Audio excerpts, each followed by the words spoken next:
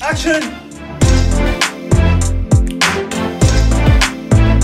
Assalamu alaikum, yéen spectateurs bu Sky TV, les fans de cinéma, les fans de théâtre. Ñu ngi leen di nuyu di leen présenter un nouveau numéro de votre émission Actu Cinéma. Interview la ñuy def tey, mais interview bu tey bi c'est différent parce que ce sera une visite guidée. Une visite pour la première fois Sky TV ñëw Pikine fi ñuy wax Arcos de Pikine, association des artistes comédiens du théâtre sénégalais, cellule de Pikine, département de Pikine. Mi ngi nekk fii ci rajo Oxygène à l'entrée de Pikine wala à l'entrée de Pikine tali bu bees bu Pikine foofu la ñu nekk tey nag le président de l'Arcos de Pikine moom moo ñuy recevoir. Son nom c'est Leyti Fall. Il va nous expliquer comment est né Arcos, fa la juddoo fa la tàmbalee épreuve yi nga xamante ne jaar na si péripéties yi nga xam ne jaar na si ba tey ñu toll si fii wax ñu nombre de d'artistes seen liggéey naka lay demee et cetera et cetera. Tout de suite nous allons à la rencontre de Leyti Fall, président de l'Arcos. Et n'oubliez surtout pas de vous abonner, de cliquer sur la cloche de notification pour avoir d'autres vidéos et d'autres éléments de Sky TV. Restez connectés et suivez-nous.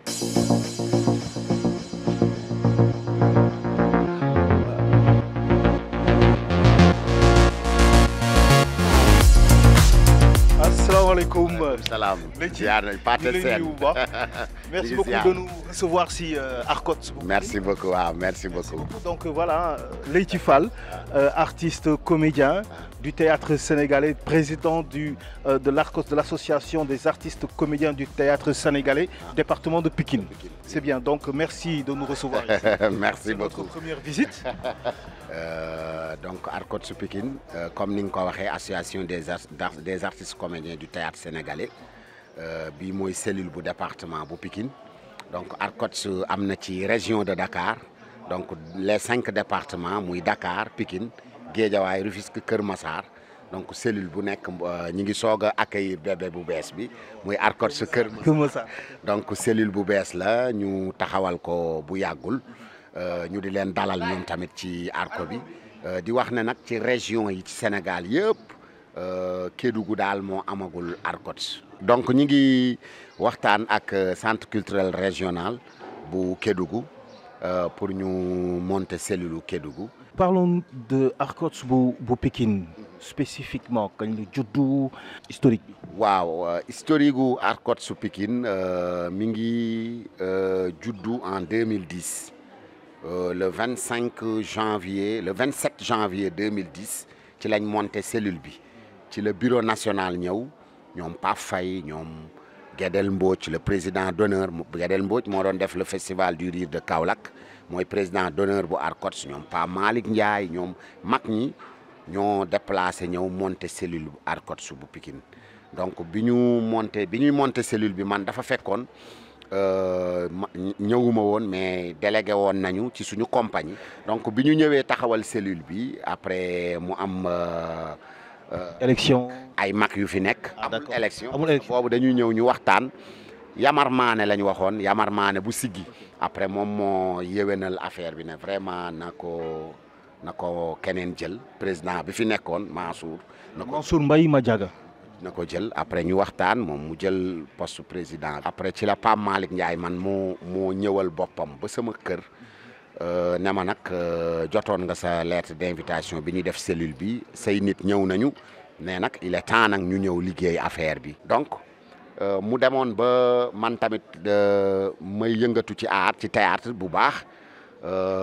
après bu amee spectacle day jël suñu troupe ak troupam ñun ñu def première partie mu def deuxième. Donc ñu yàgg a defee liggéeyee noonu bu amee sax spectacle yoo xam ne soxla na ma man kese def may jël ma dem jouer ak moom mu nekk kilifa ci man kilifa après mu ne ma il faut nga ñëw jàpp donc ñu ñëw nag jàpp vraiment àndandoo liggéey bon pratiquement def nañ fi ay 1 an rek la ñu def 1 an et quelques xam nga ay affaire problème am ci Arcos bi naan président bi naan ci suñu diggante ak bon yooyu sax bëggatuma ci wax parce que loolu romb nañ loolu quoi bëggatuma ci wax mais problème yooyu daal bi muy am foofu la juddoo quoi ci ay suñu diggante ak contrat bu ñu amoon ak Lamp Fall TV donc fa la problème yi juddoo après ñu def AG def pétition def assemblée générale après man ma ñëw donc bi ma ñëwee nag vraiment ñu am bureau ñu def assemblée. dafa judd 2010 nga ñëw nga jël kii. 2012 2012 nga commencé. waaw 2012 2013 diggante boobu la ñu commencé donc ci laa ñëw man nekk ci bopp association bi ñu def ma président association bi ñu am bureau nag boo xam ne musul changé bureau Arcot su Pikine bi mu sosoo 2012 ba tey musul changé li ci changé rek mooy ñaari nit yu ci génn àdduna 2012 lañ commencé liggéey bi 2013 première tournée bi ñu def fii lañ defee casting bi jël fii ay comédien ma ànd ak ñoom ñu dem jouer Hambourg ci biir base militaire américaine bi nekk biir Hambourg dafa la njëkk am spectacle Arcot Pikine en 2013 ñu jóge fa 2014 ñu ànd ak suñu partenaire Mandiaye donc takku liggéey théâtre Arcot donc def tournée opéra lamb pièce boobu ñuy wax opéra lamb boo ko tapé ci internet di nga ko gis ñu def 7 villes Italie jël fi 18 jeunes ñu jóge fii ñu dem Italie def tournée 7 villes ba 8e ville bi ci la ñu ñibbisi bi ñu ñibbisee 2015 Expo Milan bu 2015 expo boobu àdduna bi yëpp moom moo am nii Dubaï mooy expo bi am Dubaï fële la njëkkee donc 2015 ñu def expo boobu expo bi benn théâtre bu ñuy wax Noma donc théâtre boobu ñoom ñoo ñu jël boole ñu ci compétition bu ñu doon def 18 pays waroon ci jouer donc ci àdduna bi France Italie ñun rek ñoo ci nekkoon nit ku ñuul ci compétition boobu soo ko tapé internet di nga ko gis donc compétition boobu coupe du monde théâtre la en 2015 expo bi ñun ñoo jógewaat fii dem Italie Milan jouer ko gagné trophée bi maire Milan jox ma ko main à main pays yi jàll yëpp Belgique France Italie Allemagne am na metteur en scène bu mag Massimo Licconi day ñëw fii di liggéey ak Arcot bu Saint-Louis xale yu bari Saint-Louis Massimo moo leen jël fii yóbbu leen Italie parti ci Europe ñu liggéey ak ñoom moom sax bokkoon na ci compétition boobu ñun théâtre la ñuy def mais suñu répétition théâtre ay comédiens la ñuy former mais cinéma da leen di soxla di leen jël ndax bari na fi ay jeunes yoo xam ne tey bari na film yoo xam ne film yu bari fii Arcot Pikine ñoo def figuration bi opéra lamb 400 personnes ñun ñoo ko figuré am na film bu mujjee am stade bu Yoff bi film américain bi bu ñu defoon fii donc ñoo ko figuré film Bois d'Ébène Jifeer ñoo ko figuré donc pas mal de film cinéma yi ëpp fii buñ soxlaa 700 600 personnes ñun ñooy dem figuré Arcot yi bari nañ. C'est vrai. mais toujours muy président national muy membre yi muy toujours dañuy jox référence Arcot su Pikine. Ça c'est vrai. mais loolu liggéey moo ñu fa yóbbu fawuñu fii maye nañ fi 25 mariages ci kanam tuuti di nga gis xale yu daw fii di fii seen papa ak seen yaay fii lañ leen takk fii lañ leen maye naa fi 25 mariages fii am naa fi 8 turandoo tey mun naa joxoñ fii ay nit Pape Sène mun naa joxoñ fii Abdou Diouf joxoñ fii ay nit ne kii tuddee na ma doom Boubacar Diallo la fuu ci idole moo nekk nii moo sol laafa bi Boubacar fii la takkee jabaram mu ngi fi Pape Sène le président comité fii la takkee jabaram mi ngi fi kii Baba Gueye fii la takkee jabaram voilà donc bari na ñoo xam ne kii wana ginnaaw Abuja waaw waaye donc kii bi muy tuddee doom sama jabar xamul sama doom Abuja xamul sama jabar musu ko gis musu ko gis am na jabar kii mu ne ma faal doom bi juddu na góor yaa ko moom jigéen sa jabar moo ko moom utuma xaalis utuma dara mooy tur bi yow laa ko may ndeysaan góor yow laa koy tuddee bu dee jigéen sa jabar laa koy tuddee yàlla def muy jigéen mu tuddee ko xam nga loolu ay loo séq ak nit ay relations humaines affaire yu xam nga foo dem ba takk fa 25 sëy mooy dañoo gëmloo xale yi ne leen fii amul fox fii ñaar ñi fi njëkk a aj dañoo longante répétition moo tas ku góor longu ku jigéen ñuy dox di dem. ngeen aj leen aj leen 6 mois bureau bi genre mise à pied 6 mois def PV bi lundi bi jot ñëpp daje ci assemblée bi répétition yi ñu lire PV bi wax ne diw ak diw lañ gis ñu longante aj nañ leen 6 mois parce que règlement intérieur fii nanguwul yooyu nanguwuñ ko parce que sa papa wala sa yaay wala sa mag su lay topp ci répétition te ñun suñu répétition fii soo fi ñëwee attention suñu répétition fii la chaise yi di commencé. ba ci côté yi ouais, on a entendu que day def plus de 600 personnes. 730 730. wëral Sénégal. amu ko 730 répétition bu am 700 suñu répétition dañuy génne suñu sono dañuy génne sono répétition dañuy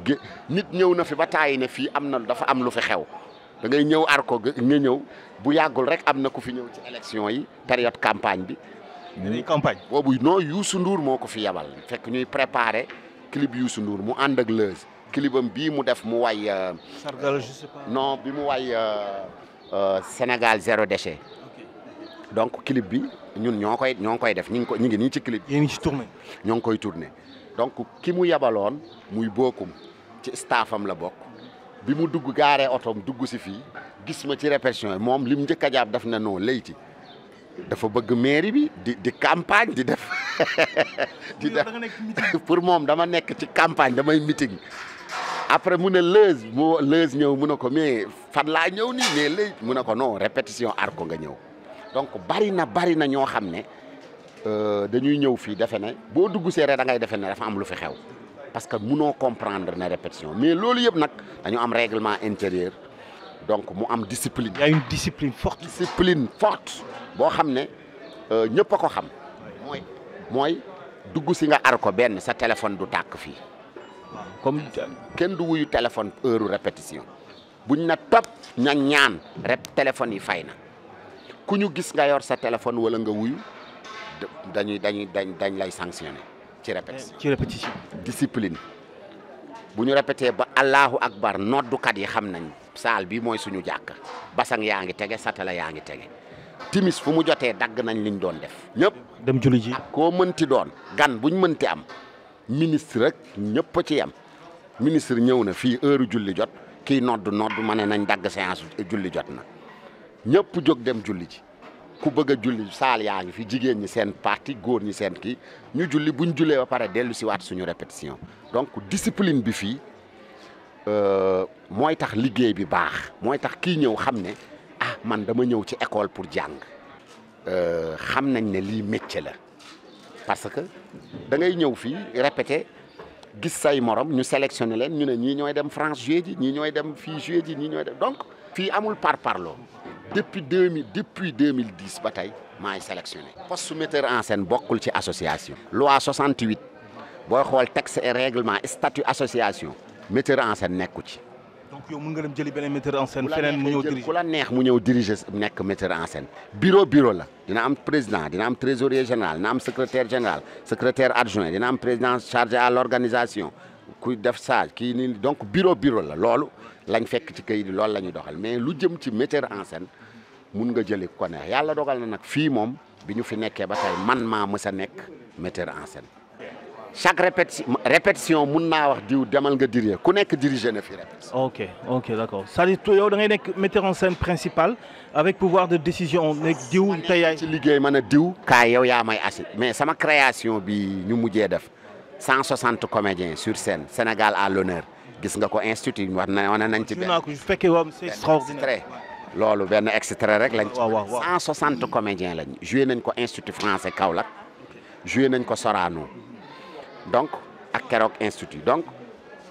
pièce bi 160 comédiens la kii mooy adjointe bi Aïssatou Manga mooy sama adjointe ci pièce bi Aïssatou Manga metteur en scène donc moom pièce bi ñëpp xam nañ répétition moom mooy nekk sama wet moom laa désigné na ko pièce bi yow yaa parce que fii noonu la tey mun nañ def beneen pièce man ak keneen kaay nga ñëw. naturellement ouais bien sûr nga ñëw nekk parce que da ngay gis ndax dañ leen di wan ne tamit doo nekk rek benn levier bu ñuy pousse fee non dañ lay wax ne nekkal comédien mais ngay dem ay degré ngay dem ay formation day am promotion.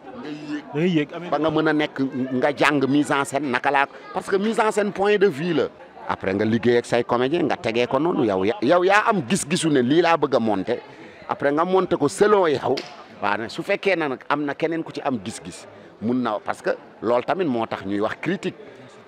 art dafa am critique Sénégal rek lañ ko dul def. Sénégal moom koo laal mu lay def ma laal. man musuma génne pièce mu génn Sénégal musul am musuma génne pièce mu dem bitim réew te woowuma technicien de théâtre yi sama morom yi woowuma leen ñu ñëw fii ak ñi ma mag sax Pape Faye ñëpp technicien de scène dama leen di woone leen tey dama bëgg ngeen ñëw seetaan sama pièce ma présenté fii répétition bi ñëpp toog ñu joué fekk man répété naa 1 an wala 6 mois ma dawal gars yi joué suñ paree ma taxaw ma déglu ma toog ci comédien yi ku nekk wax fii Leyti fii dama ko gisee nii yow nii ma wax bu ma convaincre ñu ne ma non bokku ci loolu bokku ci pourtant su paree ba baax ñoom duñ leen tudd yow la. donc dafa baax pièce de théâtre soo ko tegee ba pare ko dafa baax nga woo ay techniciens yu ñëw xool ko. mais ñun joué nañ opéra lamb pièce boo xam ne ça part de la lutte sénégalaise opéra lamb ñu joué ko Italie benn tubaab bu weex tal biñ joué ba pare moo ñëw mu ne bàkk maam góor gi Njaay bi ngeen dugalee bàkk maam góor gi Njaay da ngeen ko dagg na italien bu weex tal ñu joué ba pare mu ne bàkk maam góor gi Njaay bi ngeen ko dugalee loolu bàkku démb la olof bu set nañu lool bàkku démb la bokkul ak bàkku tey ne ma da ngeen a dagg bàkk bi ma eggul mu ne ma seen waa ji mbër mi bi muy sotteeku soow munoon na bañ a sotti boppam soow bi suq yi munoon nañ ko sotti soow bi barke Alxuraan tubaab comédien yaa ngi taxaw. parce que seetaan na ko xam na ko. parce que dafa nekkoon sax Sénégal moom am fi doom xam réalité yi daan ne ñaar yooyu rek laa gis lu ma leen di critiquer. Italie dëkkam lañ ko fekk. wax na ma sax man lu ma xamul woon. mu leer ne tey sooy gëstu sooy def recherche ci dara na mat. surtout nag ngay wane loo xam ne moomoo ko Sénégal ñoo ko moom da ngaa judd fekk ko fi. tey quelle est l'expérience bi nga gën a dund bu gën a agréable ci Arcos bi ay anecdote par exemple loo xamante ne vraiment tey moom moo tax nga gën a jàpp si Arcos bi. waaw xam nga mun naa ci wax benn rek mooy ñu tuddee la doom rek tey sama famille sama côté famille am naa fa ñetti turandoo mais ma ñëw Arcos am fi 8 turandoo 8 juróom-ñetti nit ñoo ma fi tuddee doom. loolu bi muy njëkk a am ci laa ne lii c'est devenu une famille. dëgg la waratul yàqu. lii famille la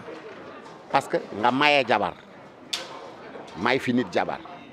nit kooku dem ba tuddee la doom donc ma ne ko mais sa waay da ngaa am mag am papa am yaay am famille mu ne ma non sama yaay nee na ki la daggal tool ki la dugal néegu góor. ki la takkal soxna munoo ko fay suñu famille ñoo waxtaan ñu ne tur bi nañ la ko jox parce que yaa ma may soxna ba nga yëgee ne maa ngi labat diw rek da nga koo woo te yëguma ko nga wax ak moom nga def yëfu kilifa nga woo ma man wax ak man après nga boole ñun ñaar wax après nga dem ci suñu famille ñu dox ko nga dox ko ba sëy bi am donc kon dafa jaadu tur boobu bu ci doom juddoo nga moom tur bi donc ambassade yu bari dañ may wax nooy def ba sa xale yi ñibbisi da ngay takk fii 18 personnes ñu dem tourner ñëpp ñëwaat. duñ daw ma ne leen non dama leen gëmloo ne man bi may nekk fii Pikine di ñafe ci théâtre aw ma ku ma jàppale sama morom yëpp daan fecc bale tukki nañ man rek ma ne fi di ñafe 2007 lañ mës a bokk man Serigne Ngagne Amdi Mignon Mbaye Dosé Daba Soumaré ndax njëkk a am tournée Italie 2007 donc loolu ma ne leen visa boobu moo ma may tey ma boot leen yéen parce que visa boobu moo jur beneen jur beneen ba tey su may ànd ak yéen groupe man maa leen di boot parce que sama passeport ñett fees na fii dama lay imposer sax ne la balaa ngay nekk comédien demal nga ut sa carte d'identité nationale nga ut passeport nga ut permis de conduire nga dem jàngi dawal dama la koy imposer parce que saa su nekk mun nañ la soxla ci rôle ne la dawalal oto soo munul dawal donc handicapé nga sa bopp pénaliser nga sa bopp d'habitude damay sélectionner ba pare yëkkati sélection bi teg ko ci kaw sama chaque spectacle muy tournée muy spectacle muy spot muy film cinéma buñ na sélectionner damay sélectionner ba pare daan na ñii laa sélectionner ñooy dem fii transparence xam nga ban xale la ñu am na benn xale boo xam ne film cinéma la war a def benn film italien bu ñuy préparé nii ak Sénégal film fii lañ defee casting def nañ ko pas mal ci Sénégal def nañ casting bi fépp mais acteur principal bi fii la génn Moustapha il a 18 ans bu Mollikan film Mollikan actrice principale bi fii la génn maa jigéen Seck déposé nañ seen visa yi dañuy dem Maroc jóge fa dem Tanger dem Niger jóge Niger dem Italie acteur pour ma wax la acteur principal bi biñ ko sélectionné ba jël passeport am ba def yëpp ñu ngi ci contrat bi ba wax cachet bi dama koo teg fii ñëpp toog ma ne ko sa cachet par force da ngay dem jënd terrain tabax ci kër génne ci 25 millions cachet barke Alxuraan cachet li may wax ar ko duñ ma fii laa ko teg ne ko sa cachet da nga ciy génne par force 25 millions jënd tabax terrain tabax kër sa papa ak sa yaay am fu ñu dëkk li des sa xaalis yaak sa famille lu leen neex def mais priorité bi mooy wërsëg bu dol ni bu la dabee da nga ciy taxawal dara parce que ay millions famille buñ dugg mun na koo yëngal. mun na koo yëngal bu baax a baax. waaw ma ne ko nag li la ar ko sas mooy da ngay jël 5 millions dem nga wuti ci terrain nga jël 20 millions nga tabax ci di nga am rez-de-chaussée am kër boo xam ne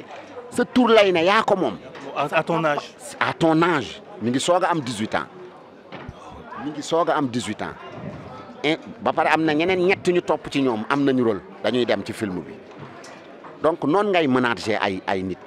fii cachet lu mu rëy rëy cachet 1 franc boo ko indee bugguñu lundi passé am na benn maire bu benn meew jël fii lañ defee spot bi mu laxas 200000 def ko ci enveloppe jox ko Pape Sène. Pape sama maire bee la jox ma ne ko gan la yàggu fi koor gi la fi ñëw mi amagul asax at xamul nu muy doxee ma yëkkati enveloppe 200000 na ko maire teel sa xaalis fii amul joxe xaalis ar ko Pikine. amul commission ñun duñu agence association lañ. comédien bu liggéey sa xaalis yaa sa contrat yaa koy négocier fayeeku ko nga dem récupérer dem fayeeku sa xaalis fii nag dañ lay imposer nag ne la yaa moom sa xaalis mais sa papa ak sa yaay soo ko lekkee te lekkuñu ci dootoo fi am cachet fii loolu lañ leen gëmloo xale yi mooy ku ma fi gis mu am cachet lekk ko te sa waajur lekkuñu ci fii dootoo fi am rôle ku la jël damay wax ne noonu nañ seet keneen ñu changé la fii dama leen di wax ne sax soo demee nga dem def figuration ñu fay la 10 000 dama naan la boo xëyee yaay jënd ndekki kër gi ak saabu 10 000 nga dem figuration simple ñu fay la 10 000 dama lay wax sa 10 000 boobu waa kër gi dañ ciy lekk boo xëyee yaay jënd ndekki kër gi yaay jënd mburu jënd ndekki kër gi yëpp jënd savon teg ci toilette bi am nañ ci 6 jeunes filles yu war a dem promotion bi déjà Arco Pikine am na ci Mame Diarra Ehemba waaw moo def kooru vidéo Germaine. d'accord moo ko tourné. Pape Mboup. ok Aïssatou ki ma la wan sànq. ñu ngi ci 2e promotion bi te Pikine lañ nekk. Silence. Ça tourne.